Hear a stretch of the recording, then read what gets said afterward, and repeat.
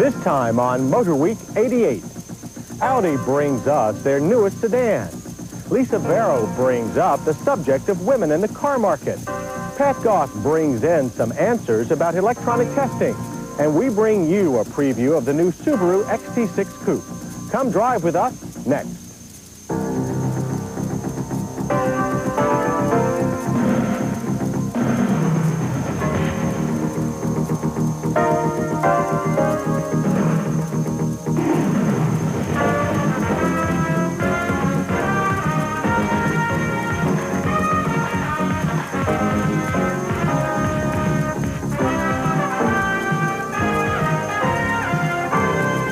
Motor Week 88, television's automotive magazine, with your host, John Davis. Well, hello and welcome again to Motor Week 88. We're glad to have you with us. Our road test subject this week is one designed to bring a struggling German company back to the top of the luxury car market. That company is Audi, and the car in question is the new Audi 90. Even if you don't follow the ups and downs of the auto industry, you've probably heard a lot about the claims of unintended acceleration that have dogged the Audi 5000. The publicity surrounding that controversy has cost Audi a large chunk of its U.S. sales. Audi's response has been a major shakeup in its U.S. line. The much maligned 5000 range is being rebadged, and the 4000 has been dropped completely. It's been replaced by the all-new 80 and this 90. But is the Audi 90 really good enough to make people forget about all the adverse publicity of last year? The shape of the new 90 alone could probably do that. This just may be the best-looking four-door sedan to come out of Germany this decade. It's even sharper than the first Aero-styled Audi 5000. Unlike on the old 4000, the glass and door handles are all flush. The resulting drag coefficient is a low 0.33.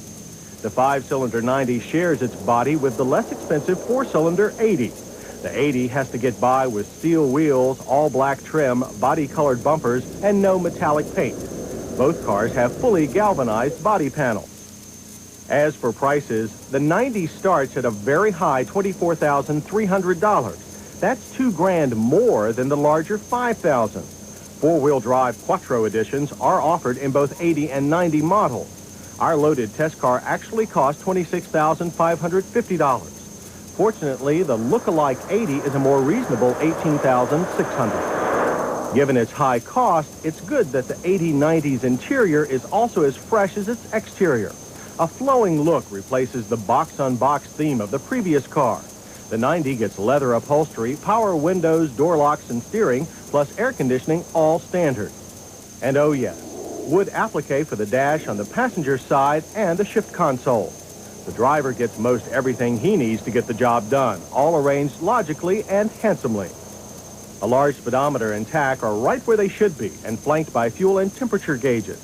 At night, the panel has red backlighting that some drivers found annoying. In the center, there's an optional trip computer for additional information. And in the bells and whistles department, there's Audi's I'm OK system check and warning readout. Despite a minimum of adjustments, the seats provide plenty of support, and the leather used here isn't the kind that lets you slide off in turns. The steering wheel is fixed but doesn't block the gauges. Our car had the optional heated front seats, complete with thermostat adjustments. Power side mirrors are standard, and we like the big, easy-to-use adjustment pad. There's plenty of ventilation here. Temperature and airflow are controlled by these self-explanatory rotary knobs. An AM/FM cassette stereo is also standard, but reception and sound quality isn't quite up to American luxury car standards. A sunroof tops the equipment list and doesn't intrude too much on front headroom. Sorry we can't say the same about rear headroom. But overall, the rear passenger compartment is less tight than in 4000 models, and three-point belts are standard. What the back seat gained in the 90, the trunk lost. While deep, it's very short, and the floor is anything but flat. To be fair, the deck lid is a work of art. It provides low liftover and stands well up out of the way. But it's up at the other end where things are going to be most confusing. The 90 comes with a 2.3-liter five-cylinder engine. That is, if you want a 5-speed manual transmission. If you want an automatic, you have to settle for the 2-liter 4-cylinder, the one that comes as standard in the Audi 80. It seems some of the boys in Ingolstadt didn't have the newly designed automatic ready in time for production. Sounds like they once worked for GM.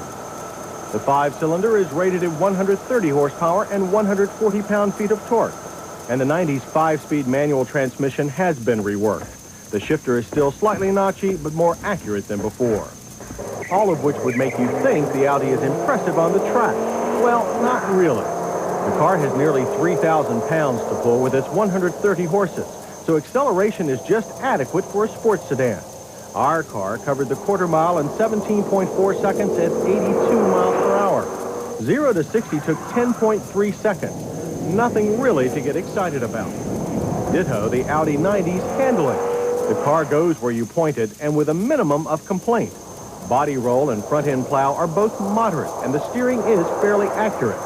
But the car doesn't hang on with the tenacity of, say, a 3 Series BMW.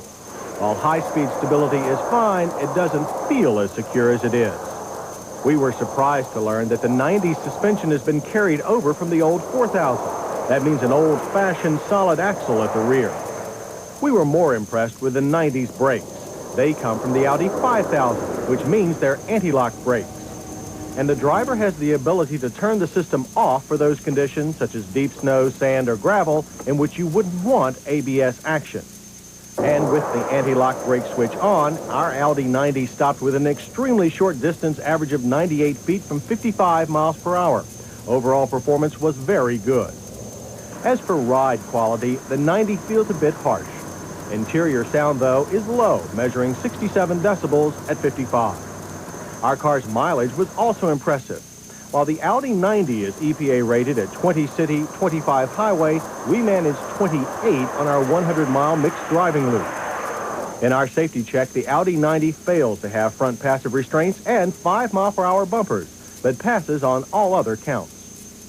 And the 90 hit us just right with its lovely styling, well-designed interior, wealth of standard features, and excellent brakes. We were not impressed with the Audi 90's acceleration, and we don't like the idea of having to live with an even pokier engine when you order the automatic. Then there's the small, oddly shaped trunk and its high price. For comparison, the BMW 325i is also available as a 4-door. It isn't as pretty and costs a little more, but it's much faster, has more trunk room, and is more fun to drive. And the 90's big brother 5000S, soon to be called the 100, actually is less expensive, and it has more interior and trunk room. We are frankly very disappointed in the Audi 90. It's a beautiful car to look at, but it lacks the performance finesse that Audi needs to turn its American image around. Improvements will no doubt come, but we don't think the 90 currently has enough substance to build a meaningful relationship with more demanding sports sedan buyers.